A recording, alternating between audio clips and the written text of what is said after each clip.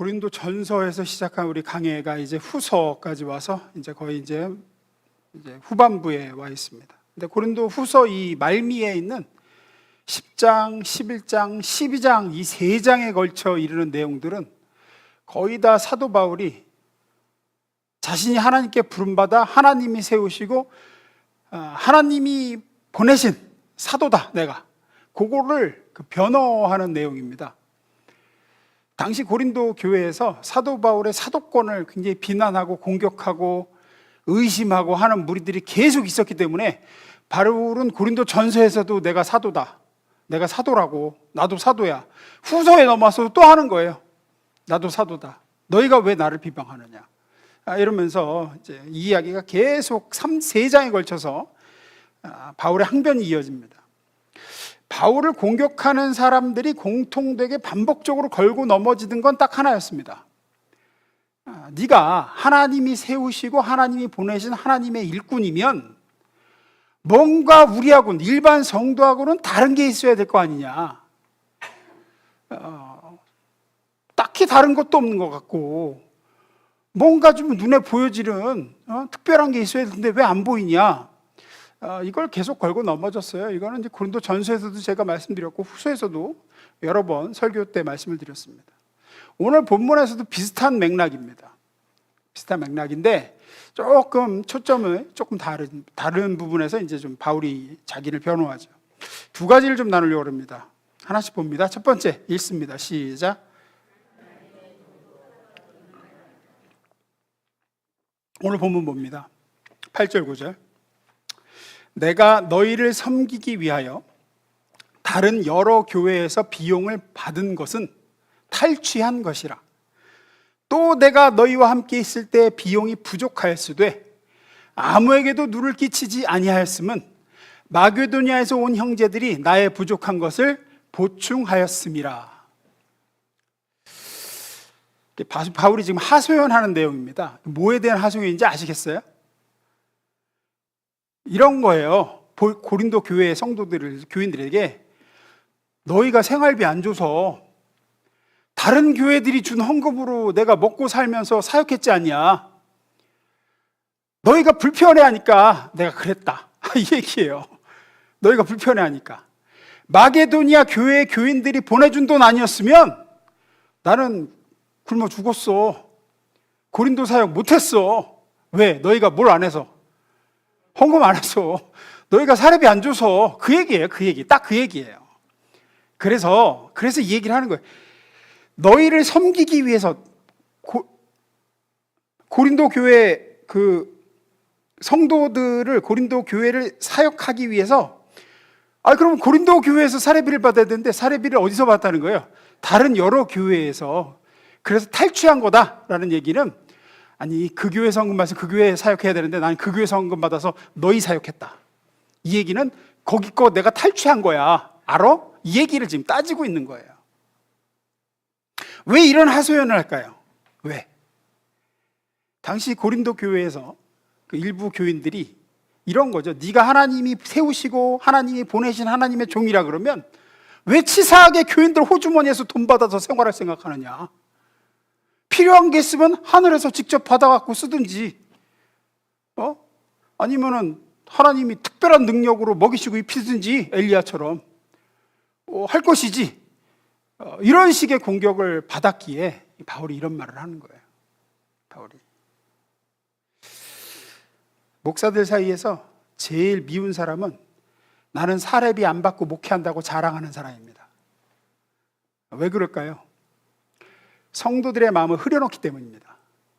사실 그런 목사들은 다른 곳에서 생활비가 생기기 때문에 안 받는 거거든요. 많아요. 그 모 출판사 사장님이셨던 목사님은 굉장히 자랑을 해. 그거를 자기는 사례비를 안 받는다.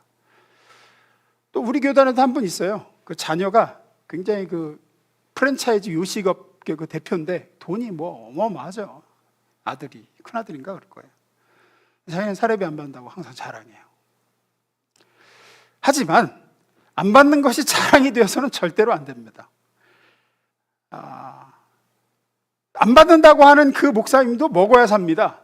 안 먹고 살지는 않습니다. 헌금 받는 것으로 먹고 살지 않는다고 하면 다른 걸로 먹고 사는 겁니다.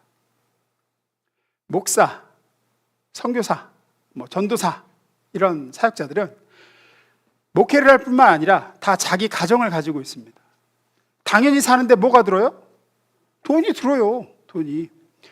그래서 딴 생각하지 않고 열심히 기도하고 말씀 준비해서 전하고 목회에 전념하라고 생활을 교회가 책임지는 겁니다. 그것이 여러분이 할 일입니다.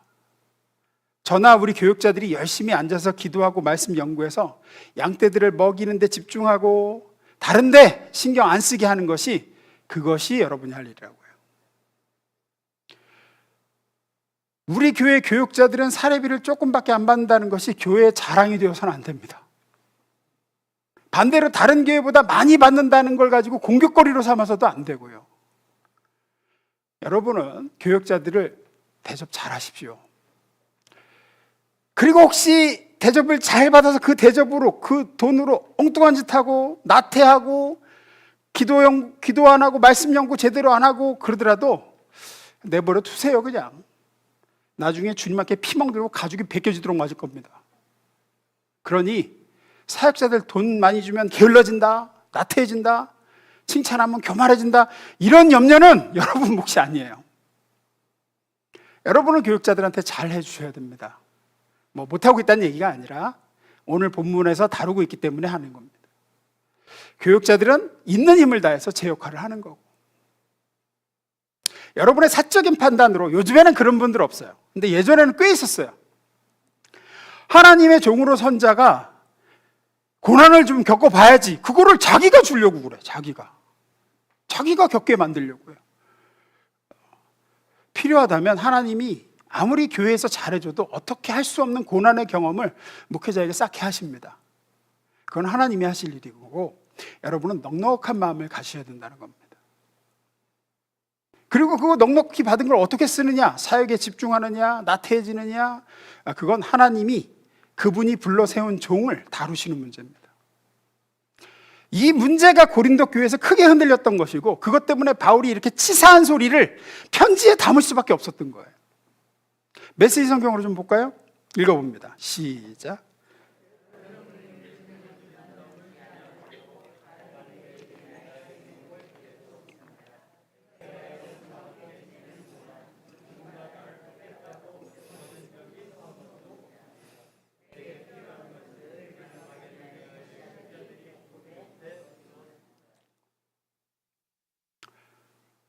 이거죠. 너희가 헌금 제대로 안 하고 사례비 안 주니까 하나님께서 다른 교회들이 보내준 헌금으로 나를 먹고 살게 하셨다. 당시 고린도 교회의 성도들은 이 편지를 받고 이렇게 생각했을지도 모릅니다. 바울이 이렇게 쓴 걸 보고, 아니 사도라면서 하나님의 일꾼이 왜 이렇게 돈을 밝혀? 라고 했을지도 몰라요. 지금 시대 교인 중에도 꽤나 있습니다. 목회자가 왜 돈을 따지느냐. 그렇게 물으시면 대답은 간단합니다. 사는데 제일 필요한 게 돈이기 때문입니다. 돈을 최고의 가치로 본다는 얘기가 아니에요. 돈에 우선순위를 둔다는 얘기가 아니에요. 목사는, 선교사는, 전도사는 하나님이 아니라 인간이라는 말씀을 드리는 거예요. 우리는 천사들이 아닙니다. 인간이에요. 같은 인간 중에서 부름을 받은 하나님의 일꾼일 뿐이에요. 먹어야만 일을 합니다. 안 먹으면 배고파서 일을 못해요. 많은 일을 하려면 잘 먹어야 됩니다. 잘 먹으려면 돈이 필요합니다. 얼마나 간단한 3담 논법이에요. 여러분이 하나님의 종들로 하여금 열심히 진지하게 수준 있게 일하게 하고 싶다면 공급을 잘 하셔야 되는 거예요. 그런데 거기에 대해서 얘기를 꺼내면 마치 목회자가 말해 돈을 밝히는 양 생각하고, 마치 엉뚱한 데 마음이 가 있는 사람인 양 매도하고, 이건 굉장히 잘못된 겁니다. 잘하려고 그런 얘기를 하는 거예요. 잘하려고. 아니 어떻게 이거 생활에 맨날 저들이 신경 쓰는데 어떻게 잘해요? 어떻게. 고린도 교회 교인들은 바울에게 이상한 생각을 하는 거예요. 거룩한 일을 하는 사람이란 먹지도 않고 마시지도 않고 무슨 천상의 사람일 거란 생각을 하는 겁니다. 그렇지 않습니다. 사역자의 임무는 여러분들에게 하나님의 뜻을 전하는 일꾼이지만, 개인적으로는 여러분과 똑같이 마찬가지 인간입니다. 신자들과 똑같은 하나님의 구원 대상이고, 하나님의 자녀로 여러분과 함께 커나가야 하는 동등한 그냥 학생이야, 학생. 하나님 앞에서는 둘 다 학생이에요. 책임 있는 크리스천의 인생을 걸어야 되는 사람이에요, 사람. 똑같이 자녀 양육으로 고민하고 부모 봉양으로 어깨가 무거운 똑같은 사람입니다. 그런 사람을 여러분 중에서 한 사람을 일꾼으로 삼음으로써 서로에게 유익이 되도록 하실 뿐이에요. 일꾼이 여러분보다 더 높고 뭔가 다른 존재가 아닙니다. 다른 성분이나 다른 재질로 만든 존재가 아니라고요. 그냥 똑같은 인간 중에 하나를 하나님이 부르셨을 뿐이에요. 그에게 필요한 것, 생활에 필요한 것은 나머지 사람들이 채워주기로 하되 이 사람은 기도와 말씀에 집중하게 해서 서로 상호 유익을 얻도록. 다른 거 신경 쓰지 말고 이거 열심히 하셔서 우리한테 유익을 끼치십시오 라고 하나님이 한 사람을 세워서 그들 중에 세운 거죠. 하나님이 그렇게 하기 위해서 누구를 구별하여 다른 인생을 살게 하고 하나님의 일에만 전념하도록 환경을 조성하신 것이며 그 조성해야 할 환경의 책임들을 여러 교우들에게 나누게 하신 겁니다. 그 일을 성실히 하는 목회자에게 고맙고 또 그 일을 통하여 하시는 말씀에 순종하는 교우들에게 고맙고 뭐 서로 그런 거예요. 그러면 또 많은 교인들이 아직도 목회자가 더 검소하고 가난하게 살면서 목회는 잘하기를 바라요. 이상하게 그래요. 이상하게. 그냥 없어서 쪼들리는 중에 말씀 연구에 전념하고 설교는 잘하기를 바라요. 그건 굶겨놓고 힘쓰라고 하는 것과 똑같은 거예요. 해군 장교 훈련 중에 지옥주가 있거든요. 지금도 있는지 모르겠는데 저 때 있었어요. 한 주 동안 하루 한 끼만 줬다. 한 끼만. 잠 2시간 재우고. 그게 지옥주예요. 그러고는 빨리 뛰라 그러고 소리 크게 지르라 그러고 지금도 생각나. 아니 밥을 안 먹었는데 어떻게 소리를 크게 질러? 밥을 안 먹었는데 어떻게 빨리 뛰어? 그럴 수는 없습니다. 왜? 사람이니까. 하나님의 종들도 마찬가지입니다. 여러분들이 그래서 아끼셔야 돼요. 그래서 우리 교회는 교역자들을 대하실 때 하나님이 자신을 대신해서 진리를 가르치는 자로 저 사람을 세우셨구나 하는 마음으로 하나님이 우리를 직접 찾아오사 복 주시는 주님을 맞이하는 심정으로 잘 해주시고 이제 새로 우리 전사님들도 오고 하실 텐데 잘 해주시고 신자들을 대하는 교역자들은 하나님께서 이 영혼을 위하여 나를 이 교회에 보내셨구나. 하나님이 그 아들을 이들을 위해서 허락하신 거구나. 하나님이 그 아들을 아끼지 아니하시고 자녀로 삼으신 고귀한 분들이구나 하는 심정으로 성심을 다해서 사역하고 그런 교회 될 수 있기를 소원합니다. 두 번째입니다. 읽어봅니다. 시작.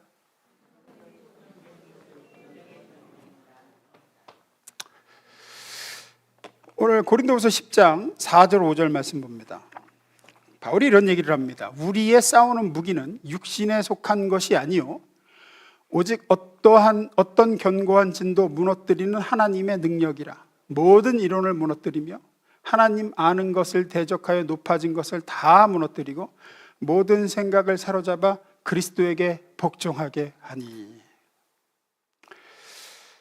사도 바울은 하나님이 그 자신 같은 이 일꾼을 불러서 세우신 가장 중요한 이유에 대해서 분명하게 얘기를 하고 있어요. 이 구절에서.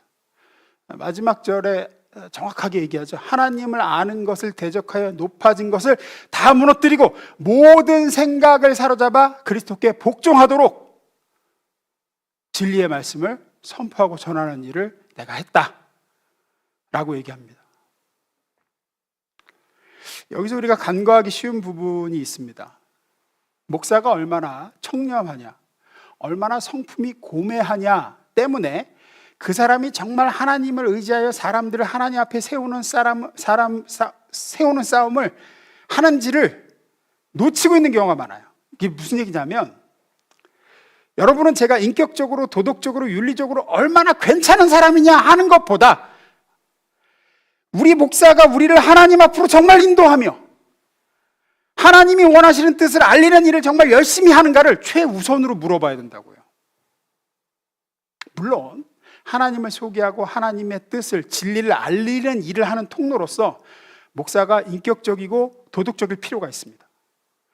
인격적인 도덕적인 필요가 있지만 그게 제 1순위는 아니라고요. 여러분이 궁극적으로 저에게 요구하는 것이 저의 도덕성이나 어떤 고매한 인품이 되어서는 안 된다는 거예요.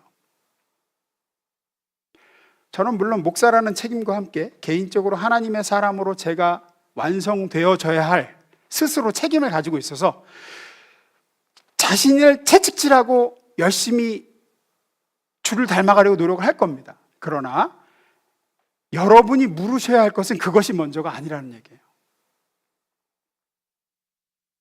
설교를 듣고 저하고 만나고 나면 한 걸음 더 하나님 앞으로 내가 나아가게 되는가, 이걸 물으셔야 돼요. 내가 하나님 앞에 가까워지고 있는가, 목사가 얼마나 훌륭한 사람인가 보다도 저 목사가 전하는 말씀이 나를 주님 앞으로 한 걸음 더 가게 하는가를 먼저 물으셔야 된다고. 그게 가장 중요한 부분입니다. 그것을 확인하셔야 돼요. 기분은 나쁘지만 말씀은 맞네 하는 식의 분별은 가지셔야지 맞다고요. 전사님들도 다 마찬가지입니다. 왜냐하면 목회자의 제일 되는 사명은 신자들의 모든 생각을 사로잡아 그리스도께 복종하도록 진리의 말씀을 증거하는 게 제 1순위의 사명이기 때문이에요. 여러분 중에 어느 한 분이 설교 말씀이 은혜롭고 고맙습니다 라고 저에게 말씀을 하시면 내색을 하지 않아서 그렇지 저도 속으로 저도 정말 그렇습니다 라는 생각을 합니다. 설교자인 제가 있으므로 하나님께서 전한 어떤 말씀들이 막힘이 없이 틀림없이 전달이 됩니다. 하나님께서 여러분을 귀히 여기시고 예수님의 피로 값주고 사신 분들이 많이 있기 때문에 하나님은 저를 그냥 내버려 두지 않고 저에게 큰 능력과 특별한 은혜들로 채우셔서, 제가 이뻐서가 아니에요. 하나님이 제가 이뻐서 그렇게 하시는 게 아니라 여러분을 하나님이 너무나도 사랑하시고 여러분을 위하여 모두에게 유익이 되고 성장케 하시려고 저에게 먼저 능력과 은혜와 비밀을 보여주시는 것뿐입니다. 그래서 저는 저를 통해 하나님께서 여러분에게 은총을 흘러가게 하시니 고마운 것이고, 그렇게 말씀을 전할 수 있다는 사실이 기쁜 거죠. 그런데 여기 고린도 교회의 교인들 스스로에 대한, 그리고 하나님의 일을 맡은 사람인 바울에 대한 오해가 이 부분에서 있었어요. 어떤 거냐면 왜 사도라면서 신령한 능력이 안 보이는가, 이런 거예요. 왜 사도라면서 어떤 정말로 고매한 인품이라든지 신령한 신비한 능력이라든지 아시겠지만 바울은 자기 병도 못 고쳐서 고린도전서에서 내게 가시가 있다고 얘기하잖아요. 왜 저런 것도 이렇게 한계가 있고 말이야 그러는가?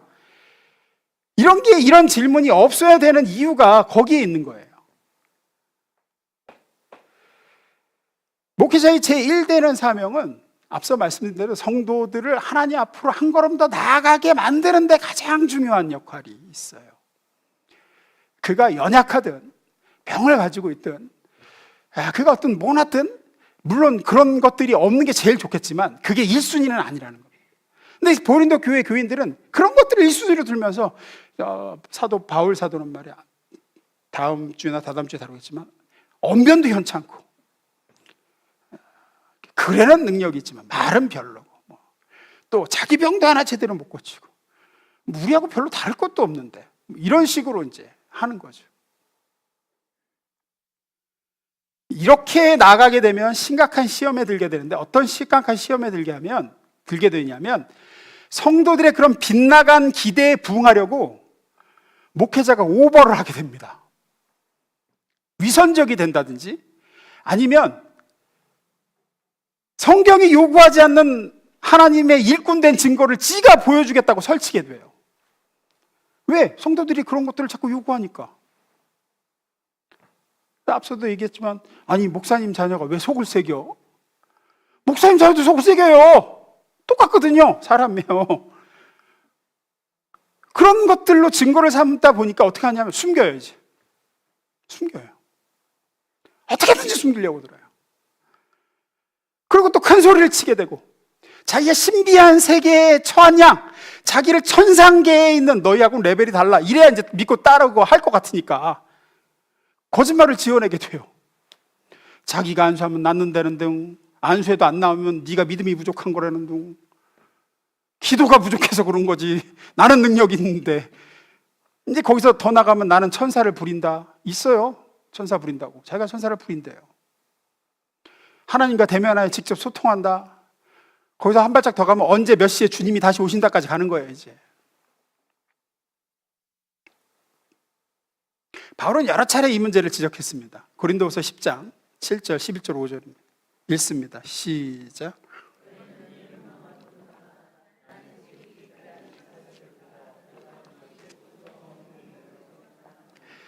바울이 왜 이런 말을 할까요? 너희는 왜 외모만 보느냐는 거예요. 왜 외모만 보느냐? 왜 눈에 보이는 것만 보느냐? 바울을 대적하는 이제 거짓 목회자들, 거짓 교사들 같은 경우는 아마 이런 것들을 가장했던 것 같습니다. 나는 신령하다, 나는 능력이 있다, 나는 저 바울처럼 아픈데도 하나도 없고 말이야. 나는 너희하고 레벨이 다르다. 근데 너희는 왜 외모만 보느냐라고 하죠. 중심을 봐야 되지 않느냐? 내가 전한 말씀으로 너희가 하나님께 한 걸음 가까이 나아가게 됐느냐? 그러면 그게 바로 내가 하나님이 보낸 사람이라는 증거다. 그거 이상의 다른 증거 요구하지 마라. 나는 지극히 크다는 사도들보다 부족한 것이 조금도 없는 줄로 생각하노라. 이게 바울이 교만한 얘기를 하는 게 아닙니다. 여기 지극히 크다고 하는 사도는 보통 베드로, 요한, 야고보 같은 그런 사도들을 일컬는 거겠죠. 나는 그런 사람보다 조금도 부족한 것이 없다고 생각한다 라는 거는 내가 그만한 레벨이다 라는 얘기 아니라, 그들이나 나나 하나님의 종으로 부름받은 입장에서는 똑같다. 능력 있는 종이란 없다. 더 충성되고 충성되지 못한 종은 있을 수 있어도 그 얘기를 하는 거죠.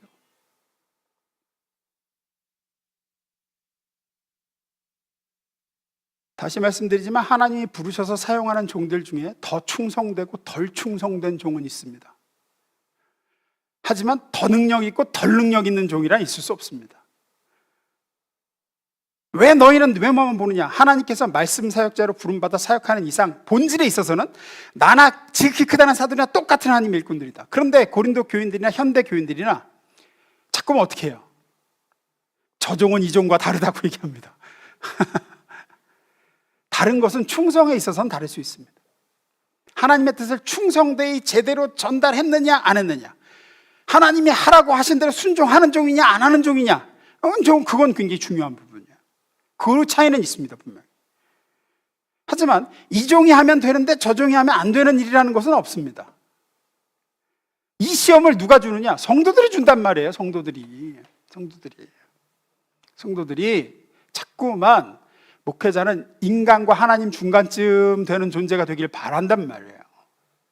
그러니까 인간의 모습은 자꾸 감출 수밖에 없고 뭔가 꾸며서 보여주려고 하게 되고,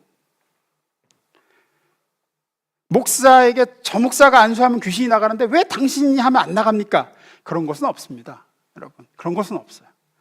기도하여 귀신이 쫓겨나고 기도하여 병이 낫는 일이 있다 그러면 그것은 그 교회가 처한 환경이나 그 교회에 그런 은사가 필요했기 때문에 하나님이 주신 것뿐이에요. 그 사람이 특출나서가 아니라고요. 그 교회에 심각한 영적 싸움이 있어서 하나님께서 능력이 드러나는 어떤 표징이 필요하셨다든지, 그러면 하나님이 그 목회자를 통해서 그런 일을 하게 하실 수 있어요. 그 상황에서 영적 싸움이 심각한 교회야. 그러면 그렇게 하실 수 있어요. 또 말씀만으로는 아직 하나님의 뜻과 권세가 전달되는 수준이 아직 못 돼. 성도들이 말씀을 듣는 귀가 안 열려 있어요. 지금 이런 설교를 듣고 있는 여러분들 수준도 상당한 겁니다, 진짜로. 왜냐하면 제가 쉽게 하질 않거든요. 저는 굉장히 깊게 파서 얘기하는 편인데 그래도 잘 알아들으시는 거 보면 우리 교회는 그래도 수예배는 특히 수준이 되시는 분들이에요. 근데 이렇게 전했는데 못 알아들어. 하나도 무슨 얘기인지 몰라. 그럴 때는 기적이 필요한 거죠. 눈에 보이는 기적이 필요한 거예요. 그럴 때는 하나님이 특별히 허락하셔서 그런 것들을 보여줄 수 있습니다. 하지만 그것은 목회자 개인이 능력이 많아서도 아니요, 하나님과 더 친하기 때문에 일어난 일이 아닙니다. 그런 상황과 그런 교회 현장에 필요하기 때문에 그때 그렇게 쓰셨을 뿐이지. 따라서 성도들에게 있어서도 내가 해서는 안 되는데 목사가 와서 기도하면 되는 그런 일은 없어요. 없다고요, 그런 일은. 하나님은 여러분의 기도보다 목사가 와서 기도하면 더 잘 들으시는 분이 아닙니다. 절대로 아닙니다. 언제부터 왜 목사, 즉 하나님의 종들이 하나님과 더 가까운 사람이 됐고 그들의 기도가 더 센 기도가 됐을까요? 성경에는 그런 얘기가 전혀 없습니다. 하나님과 여러분 사이에 예수 그리스도 외에는 아무도 낄 수가 없습니다. 누구를 통해서 하나님이 더 이렇게 잘 만나주시고 예수님 이외에는 여러분과 하나님 사이에 아무도 중재자는 없어요. 여러분 한 분 한 분은 예수 그리스도의 이름으로 언제든 담대히 그 존전에 나아가 모든 기도와 모든 하소연과 모든 요청을 직접 드릴 수 있는 왕같은 제사장들인 줄로 믿습니다. 그러니 목사라 목회자를 그렇게 생각하지 마십시오. 거기서 교회가 이상해지기 시작하고 목회자가 이상해지니까 교회도 이상해지죠. 목회자가 왜 이상해질까요? 성도들이 그런 걸 바라니까, 그런 걸 요구하니까. 뭔가 목회자는 특별한 사람이길 바라고 흠이 없길 바라고, 그러니까 어떻게든 인간적인 모습은 감추고 자꾸 신령한 척 해야 되고, 그래야 따르잖아요. 여러분 그 옛날 왕건, 태조 왕건 보셨죠? 거기서 궁예가 관심법 하잖아요. 왜 관심법을 할까요? 내가 다 알아, 얘기해 빨리. 이거 왜 할까요? 정상적으로 하면 안 되니까 그래요. 정상적으로 하면 안 될 상황인 거예요. 이미 그때는 그 왕으로서의 권위가 너무 떨어져가지고 그냥은 안 되는 거야. 그러니까 그런 이상한 걸 자꾸 하는 거예요. 내가 관심법을 써야 되겠어. 너 지금 반란 일으키려고 그러지. 이러는 이유가, 괜찮으면 그럴 이유가 없죠. 괜찮으면. 교회가 이상해져요. 그러면 목회자가 그렇게 가면 이상해져요. 그러면 건강하지 못한 교회가 되고 성도들도 안 좋아지고 다 안 좋아져요. 성도 한 사람 한 사람이 하나님 앞에 거룩한 제사장으로 하나님과 1대1의 관계를 못 맺게 됩니다. 가장 심각한 피해는 그거예요. 목회자가 의존적이 돼요. 목사님이 기도해야 세니까 목사님이 기도해 주시고, 자기는 이제 뒤로 싹 빠지고 하나님하고 나 사이에 목사님 이렇게 끼워 넣으려고 하고. 목회자는 갈수록 바리새인처럼 외식족이 될 수밖에 없고. 그러니 자꾸 다른 거 기대하지 마십시오. 자기가 하나님 앞에 나아가 엎드려야 될 것들을 목사님이 더 친하시니까 라는 말로 어물쩍 떠넘기지 마십시오. 그런 일은 없습니다. 저나 우리 교육자들 위해 중보하실 때 하나님의 명령에 절대 순종하는 충성된 종이 되도록 기도하시고, 하나님의 말씀을 정말로 가감없이 잘 증거하는 종이 되도록 기도하십시오. 그거 이외에 무슨 신령한 능력이나 뭔가 좀 천상의 어떤 그런 것들을 필요하면 주실 겁니다. 알아서 주실 겁니다. 신실하고 충성한 목회자면 성도들을 먹이고 양육하고 교회를 이끌기에 필요한 모든 능력과 은사가 필요하다면 하나님이 알아서 주실 겁니다. 그러니 충성된 종이 되도록 중보해 주십시오. 우리 교회가 건강한 목회자, 건강한 성도로 세워져가는 복된 교회 되길 주임으로 축원합니다. 기도하겠습니다.